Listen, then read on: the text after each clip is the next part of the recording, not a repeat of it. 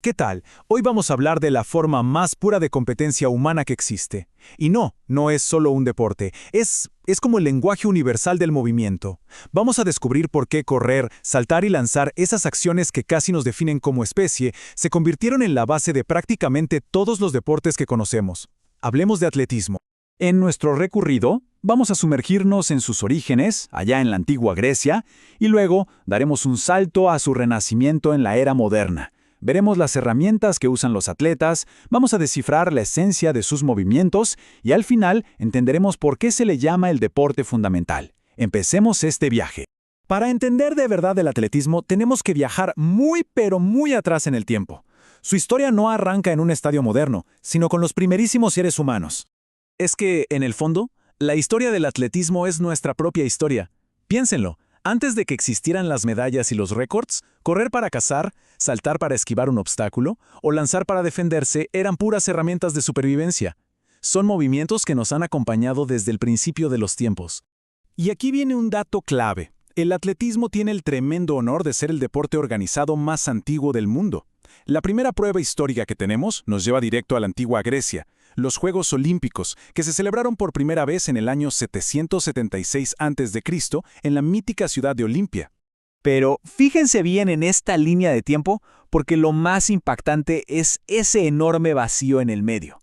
Después de siglos de tradición, el emperador romano Teodosio, al considerarlos un ritual pagano, prohibió los Juegos en el 396 después de Cristo. Esto dio inicio a una especie de edad oscura para el deporte organizado que duró, ojo, más de 800 años. El atletismo, como se conocía, básicamente desapareció del mapa. Entonces, la gran pregunta es, ¿cómo resurgió esta antigua tradición de sus cenizas para convertirse en el fenómeno global que es hoy? Bueno, el gran egreso se dio en el siglo XIX. En 1896, la ciudad de Atenas fue la sede de los primeros Juegos Olímpicos de la era moderna.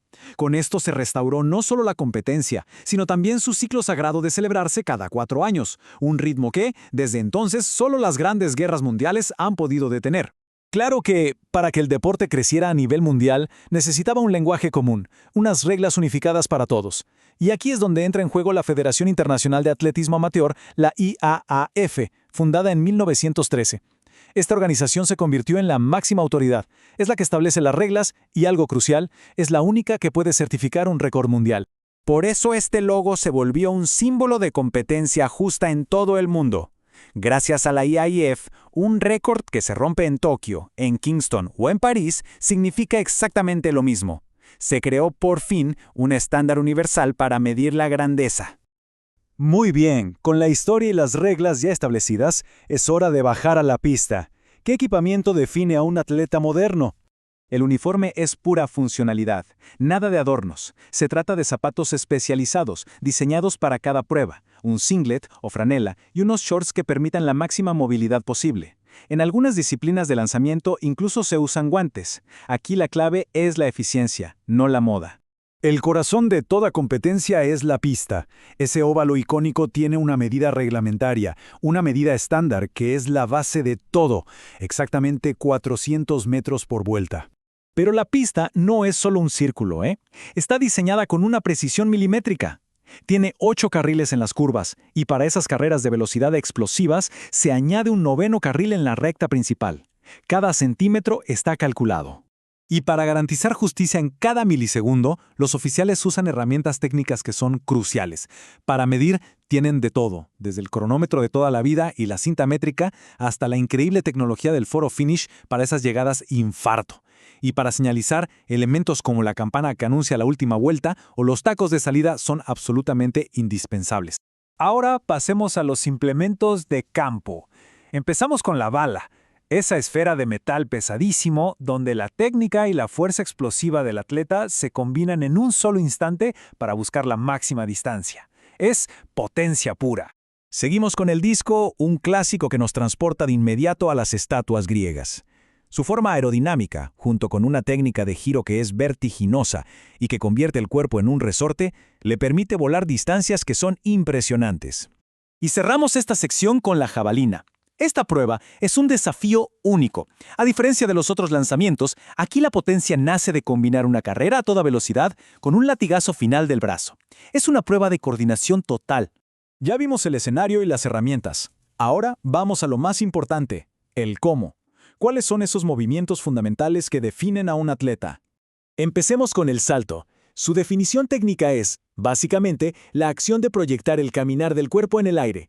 Ese instante mágico en el que los dos pies abandonan el suelo, a eso se le conoce como la fase de vuelo. Es fácil de imaginar. Pensemos en un atleta en plena fase de vuelo, convirtiendo todo su impulso y su técnica en altura para poder superar la varilla. Es pura física y biología trabajando en una armonía perfecta. Ahora, el lanzamiento. La definición suena muy simple, impulsar un objeto con la mano. Pero créanme, detrás de esa sencillez se esconde un universo de técnica, de fuerza y de coordinación, todo diseñado para lograr la máxima distancia posible. Un lanzador de disco es el ejemplo perfecto. La fuerza no viene solo del brazo, no. La potencia real nace de la rotación explosiva de todo el cuerpo. Es como una cadena de energía que termina con la liberación del disco en el milisegundo preciso. Y para terminar con los fundamentos, una distinción técnica que es clave en la pista. ¿Cuál es la diferencia entre carrera y correr? Pues bien, carrera, como en la marcha atlética, es una sucesión de pasos con una aceleración moderada. En cambio, correr implica una sucesión de pasos acelerados, como lo que vemos en un sprint de 100 metros. Y todo esto nos lleva de vuelta a la idea principal. Los movimientos del atletismo, correr, saltar y lanzar, son los cimientos, los bloques de construcción de casi cualquier otro deporte que se nos ocurra. Desde el fútbol hasta el baloncesto, todos beben de esta misma fuente. Y esto nos deja con una pregunta final para reflexionar. Si estas son nuestras habilidades más fundamentales, ¿es el atletismo entonces la prueba más pura y verdadera de la capacidad humana? Gracias por acompañarnos en este análisis.